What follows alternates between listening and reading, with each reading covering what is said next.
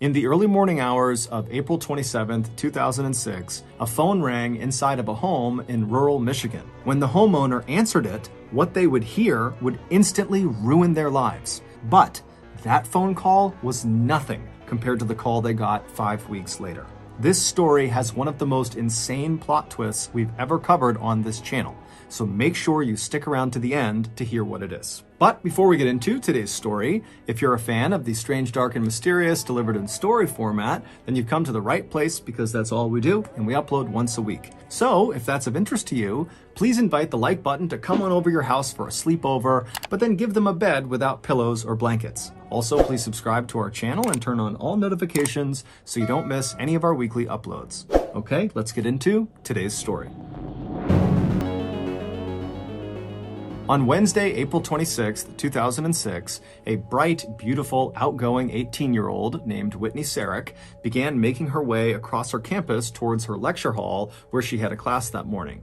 Whitney was a freshman at Taylor University, which is an evangelical Christian liberal arts college located in Upland, Indiana. Upland is a little town that sits about 2 miles east of Interstate 69 and is situated right between the two much larger cities of Indianapolis and Fort Wayne.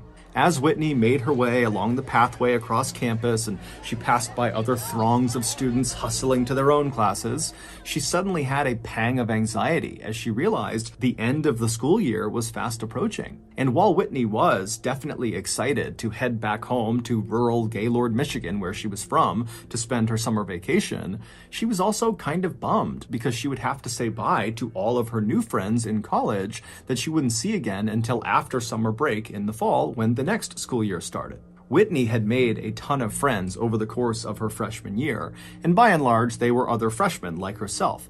But she did have a few friends that were upperclassmen, because early in Whitney's collegiate career, she had discovered that upperclassmen were just as friendly as freshmen, and they came with the bonus of lots of experience and expertise, and if you just asked them for guidance or advice, they'd be happy to give it to you. And so over the course of the school year, anytime Whitney had an opportunity to interact with or be around upperclassmen, she would take it, thinking, maybe I can learn something.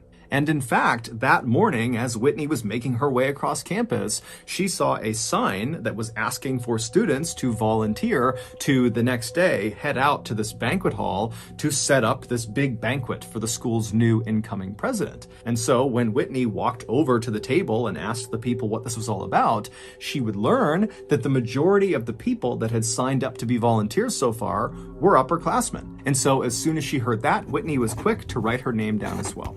The rest of the day would go completely as normal for Whitney. She would go to her classes, she would study, she would meet up with friends, and then eventually in the evening, she would make her way back to her dorm room where she would go to sleep. Little did she know, when she put her head down on the pillow that night, she was within 24 hours of her life changing in the most drastic way imaginable. The following morning, Whitney got up early, she took a shower, she brushed her teeth, and then she spent quite a while just staring at her wardrobe, debating which outfit she was going to wear, and then finally she chose the one she wanted and she got dressed. Whitney was not vain, but she knew the whole day would be spent around upperclassmen and university staff, and so she wanted to look her best. On her way towards her door to leave, Whitney would stop and look in her mirror one last time to make sure she looked okay, and in this fleeting moment, as she's looking herself up and down, she couldn't help but feel a justifiable sense of pride in this woman looking back at her. She had gotten into a great college, she had moved hundreds of miles from home and lived alone by herself for the first time, and her grades all year had been excellent. And so as Whitney's looking at herself, she thought to herself, you know what? I'm doing pretty good. Whitney's gaze would move from her reflection up to the clock on the wall, and she would see she was running late. And so she quickly grabbed her jacket, she threw it over her shoulder, and she went out the door. When Whitney arrived at the meeting spot in the parking lot nearby, she saw there was a group of what looked like students standing around a university van. And so Whitney walked up to them, and sure enough, this was the group of volunteers. It consisted of 7 other Taylor students, most of which were seniors, and 1 university staff member. And so Whitney didn't know any of them, and so she quickly introduced herself, everyone said hi, and then because Whitney was the last person they were waiting on, very quickly after she arrived, they were kind of ushered into the van, and then the van pulled out of the parking lot and began heading north towards Fort Wayne. Fort Wayne was where the banquet hall was. It was located about an hour north. At some point during this drive north, Whitney struck up a conversation with a 22-year-old senior named Laura Van Ryn, who was sitting right next to her. Whitney and Laura were total strangers, but they looked so similar physically. They were both tall, blonde, and very slim, that when they first got onto the van, one of the other volunteers actually asked them if they were related. But it wasn't just physical similarities that Laura and Whitney shared. Once they got to talking, Whitney would learn that Laura had also grown up in a small rural Michigan town. It was called Caledonia, and it was located only a couple of hours south of Gaylord, where Whitney had grown up. After the van finally arrived in Fort Wayne, the volunteers got out, they went inside of the banquet hall building, and for the next several hours, they set up tables and chairs, they put out silverware, they hung up decorations, and the whole time, Laura and Whitney just stayed close together, continuing their friendly banter. And then around 7 p.m., when the banquet hall was ready for the next day's ceremony, the volunteers decided their work was done, and so they left the banquet hall building, they piled back into the van, and began heading south back towards their campus. For the first few minutes of the ride, Laura and Whitney would just continue to chat with each other, but pretty quickly they, like the rest of the people in the volunteer group, just were tired from all the hard work of moving things around, and so they became quiet and began looking out the window, just kind of keeping to themselves. About 30 minutes later, when the van was within a couple of miles of their campus, Whitney would turn and look next to her at Laura, just for a second, and right as she did, Laura would actually look up and look at Whitney. And so for a really quick second, they made eye contact, and so Whitney kind of awkwardly smiled at her, and as Laura was smiling back at Whitney, Whitney realized something very strange. There was this bright light on the side of Laura's face.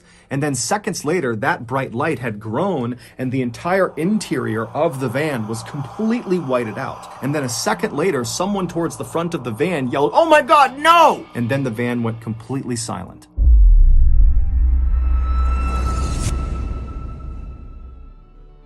Today's video is sponsored by NordVPN. You ever find yourself in Chocolaco, Alabama, looking out at a fresh murder of crows, and you think to yourself, man, I should get those crows some light fall weather jackets. And so you run home, you fire up your gasoline-powered computer, you hop online to start searching for the perfect crow jacket, and then you get hit with a PUA, a pop-up ad. And you throw your hands out to protect yourself, you're hit with another PUA, and before long you're on the ground, you're calling out for your crow friends to come save you, but they're so chilly without their jackets, they can't flap their wings fast enough to get to you, and so scared and alone on the ground, you die.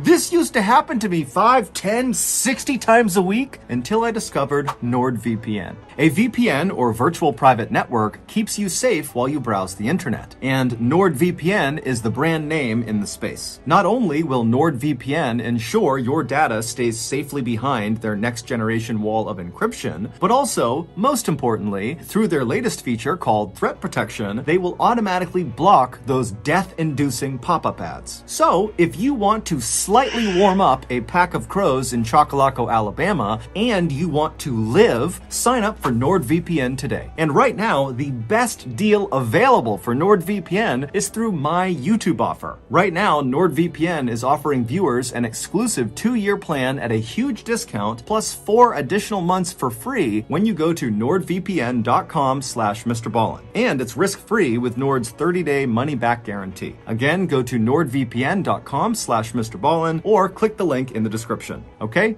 back to the story.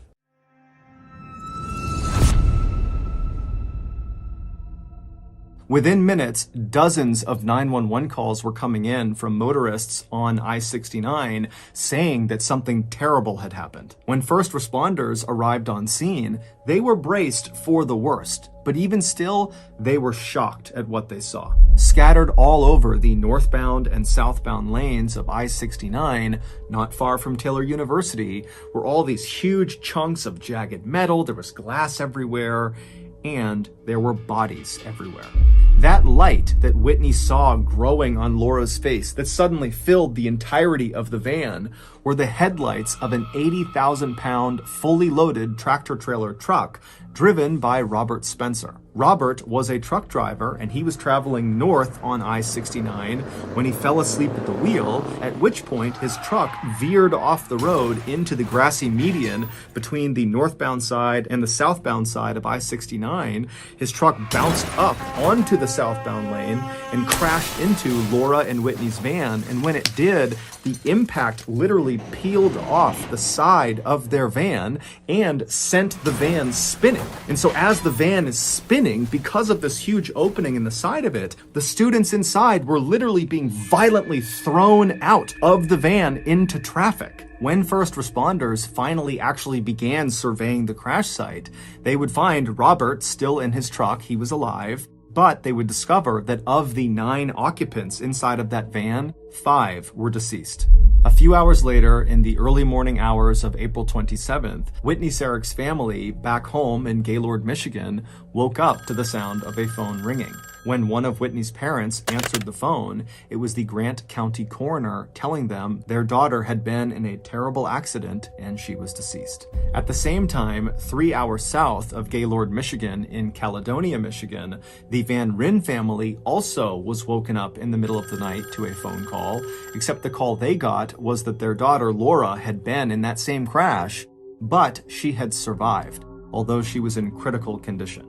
In the days that followed, the Sarik family had Whitney's body transported to Gaylord, and then they began to plan for her funeral. A funeral that would have to be closed casket because of the extensive damage to Whitney's body. Meanwhile, Laura Van Ryn's family rushed to Parkview Hospital in Fort Wayne, and they would find their daughter bandaged head to toe with a neck brace on, laying in a hospital bed in a coma. Doctors would tell Laura's family that even though Laura was now stable, there was no way of knowing if she would ever come out of that coma. And even if she did, she had suffered a serious brain injury, which likely would impact her ability to function. And so knowing that at best this was going to be a very long road to recovery, Laura's family decided to move her from Fort Wayne back home to Michigan to a rehabilitation center in Grand Rapids that specialized in brain injury. And so while the Van Ryns were in the process of moving Laura back to Michigan,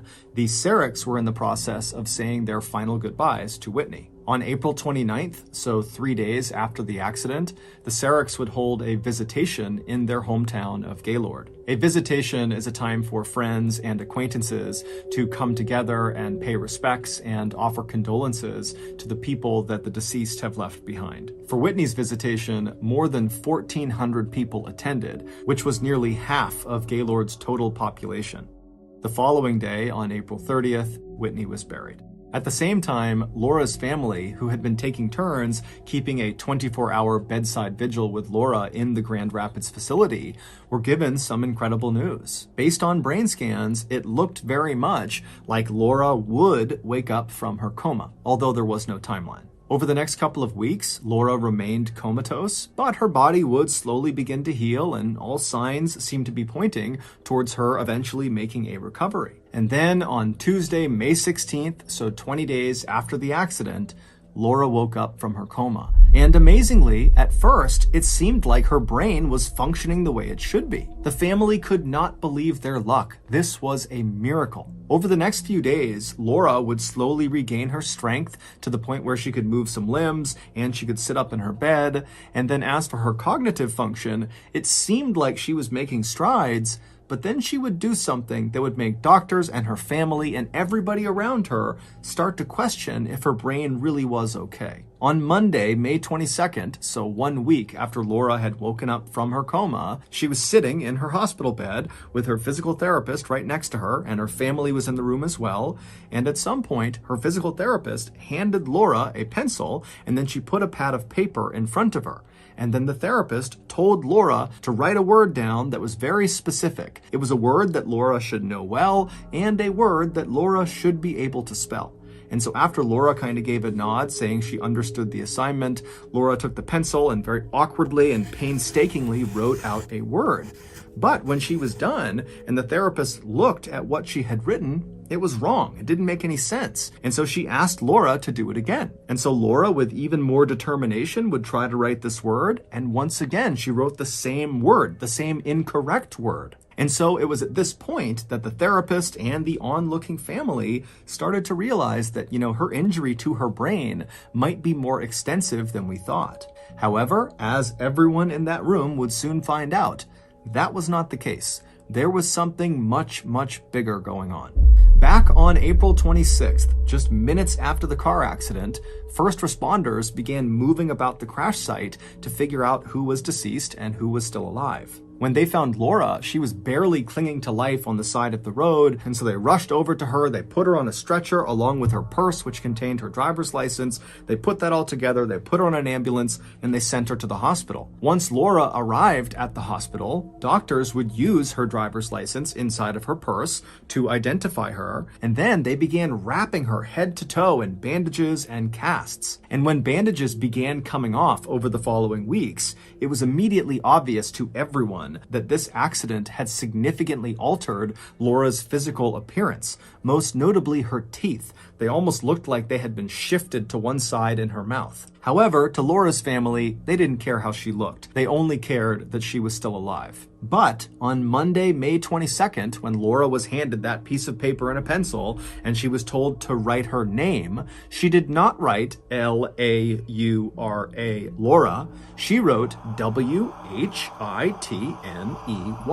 Whitney.